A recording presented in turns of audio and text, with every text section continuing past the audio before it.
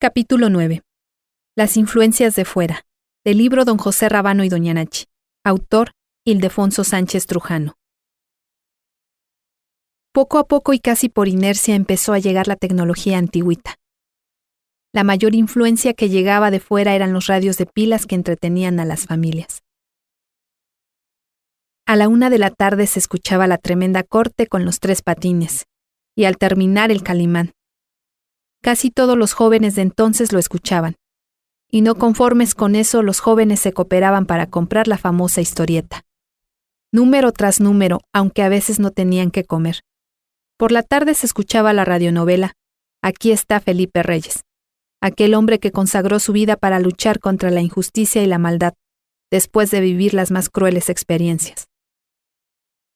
A las 8 de la noche las familias se reunían en torno de la mesa a cenar bolillos duros remojados con café, escuchando la radionovela de Chucho el Roto, aquel que robaba a los ricos para darle a los pobres, y famoso por ser el único reo que se había fugado de la cárcel de San Juan de Ulúa. A esa hora la imaginación volaba, y cuidadito con que alguien hiciera ruido, porque don José Rábano perdía la concentración y le ponían su merecido regaño. Como no había energía eléctrica, el ambiente se iluminaba con la luz tenue de las velas. En esos momentos hasta se olvidaban todas las discusiones estériles originadas por el ocio de las mulas. A esa hora de la noche todo podía pasar. Se podía acabar el pan y solo se tomaría café negro. Se podía acabar el azúcar y el café se tomaría amargo. Se podían acabar las velas y se tomaría la merienda a oscuras. Pero la peor tragedia que podía pasar era que al radio se le bajaran las pilas, porque entonces don José Rábano empezaba a hacer preguntas un tanto incómodas, precisamente a esa hora, cosa que sucedía constantemente, por lo que don José Rábano decía: ¿Quién estuvo prendiendo el radio sin mi consentimiento? ¿Quién se gastó las pilas? Entonces se dejaba escuchar un silencio infinito, porque solo se miraban unos a otros, pero nadie había escuchado Las Inmortales de Radio 1000, ni la música ligada a su recuerdo, mucho menos la música que llegó para quedarse. Ni habían sintonizado la B Grande de México. Nadie se había atrevido a poner las pilas al radio y sintonizar Radio Red, para escuchar al Tres Patines y la Tremenda Corte. Nadie había escuchado a escondidas Calimán, el hombre increíble. Ni siquiera se sabían ni andaban repitiendo a cada rato sus famosas frases. Serenidad y paciencia, Solín, serenidad y paciencia, mucha paciencia. El que domina la mente lo domina todo. En la medida de lo posible, don José Rábano se las arreglaba para tener sus pilas de refacción. Pero cuando no las tenía, todos se quedaban con las ganas de escuchar Chucho el Roto, en medio de discusiones y culpas de unos y otros en donde salía a relucir la verdad. Que si tú estabas escuchando al trío Los Panchos, y tú, a los Tecolines, y luego a los Dandis, y a esos renombrados hermanos Martínez Gil, no mientas, tú estabas escuchando tus Inmortales de Radio 1000. Eran los tiempos en que se escuchaban las grandes poesías declamadas por el declamador de América, Manuel Bernal, La Guaja, La Chacha Micaila, El Brindis del Bohemio, Los Motivos del Lobo, etc. Poesías que los hijos de don José Rábano y todos los demás estudiantes se tenían que aprender para declamarlas en sus respectivas escuelas y en los distintos festivales organizados por los maestros. Eran los tiempos en que Dante Aguilar leía o declamaba las famosas Cartas a mis hijos, de don Ramón Osorio y Carvajal. Un miércoles 2 de febrero, la radio anunciaba la muerte del guerrillero Genaro Vázquez, y fue precisamente ese día que se plantó el último poste de concreto en el pueblo, y después de algunos meses se prendió por primera vez en el pueblo el invento de Tomás Alva Edison, iluminando las noches de Antigüita.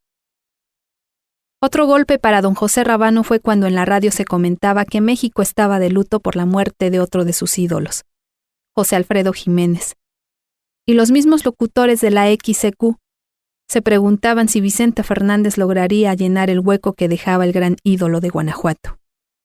Pues ya sonaba en la radio y en el pueblo se cantaban a capela, Tu camino y el mío. ¡Qué canción! ¡Qué canción!, decía don José Rábano en sus borracheras. ¿Y qué decir de las otras canciones? Soy de abajo, palabra de rey. Y ni en defensa propia. Por supuesto, don José Rábano las cantaba a solas algunas veces, y otras bien acompañado con sus compadres del pueblo en sus eternas noches de farra. Le daban vuelo a la cantada, a veces fina, a veces desentonada, y a veces ni se les entendía. Don José Rábano se acongojaba, pero doña Nachi decía que su señor esposo se enojaba y hacía corajes a lo tarugo preguntándose ¿por qué se mueren los grandes? ¿Qué tanto te preocupan que se mueran los grandes? Preocúpate cuando yo me muera y te falte, pues no siempre te voy a vivir. Escucha bien lo que te digo, no siempre te voy a vivir, y mucho menos para andar resolviendo tus problemas. Me vas a extrañar, vas a ver, me vas a extrañar. Pues ahí sí te equivocas, porque yo me voy a ir primero, escúchame bien. Yo me voy a ir primero, eso sí te lo aseguro. Los hombres de antigüita se van primero. Si no, mira a tu alrededor, cuántas viudas hay en el pueblo. Por una extraña razón los hombres se van primero, y así nomás de muerte natural. ¿Cómo que así nomás de muerte natural? Se mueren porque andan por ahí buscando la muerte. Se emborrachan a más no poder, y ustedes solo se joden los riñones. Luego se lucen con su fumadera, y se retacan de humo los pulmones. Por eso se enferman de los bronquios. Eso sí, don José Rábano hacía corajes y hacía bilis tratando de educar a sus hijos por el camino correcto. Sin embargo, estos se le salían paulatinamente del huacal. Por eso estaba totalmente en contra de que sus hijos tuviesen sus propios ídolos. Pero la juventud de antigüita, y entre ellos sus propias hijas, tenían su propio ídolo, según la información que llegaba a antigüita. Era uno de esos ídolos emanados del pueblo, el cual tenía seguidores sin precedentes. Este era sin duda Rigo Tobar, que con sus canciones populares hacía soñar a las jovencitas de aquella lejana población. Esto don José Rábano no lo soportaba, y mucho menos cuando tiempo después se enteró que corrían fuertes rumores de que a Rigo Tobar lo había ido a ver más gente que el propio Papa en su visita a Monterrey. Un buen día llegó la caja idiota en blanco y negro, y todo lo echó a perder. Bueno, no todo. En realidad luego exageramos en nuestros puntos de vista. Lo que sí era cierto es que los programas de radio echaban a andar la imaginación, hacían pensar, reflexionar, y la televisión ya lo traía todo digerido.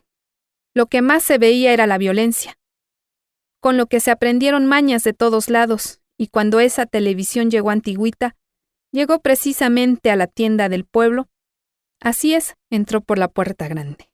Aún se recuerda a los niños sentados a dos nalgas en el viejo sillón de la tienda, bien quietecitos para evitar las habladurías y regaños de doña Coito.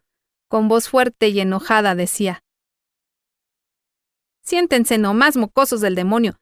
Tienen una meneadera que parece que tienen gusanos en el fundillo». «Buenas tardes», decía el único que se atrevía a responder, que era uno al que le decían el apretado. Y era el alburero del pueblo, y se las sabía de todas.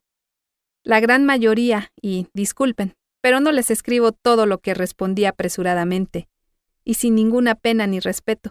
Se decía que no había hombre en el pueblo al que no albureara.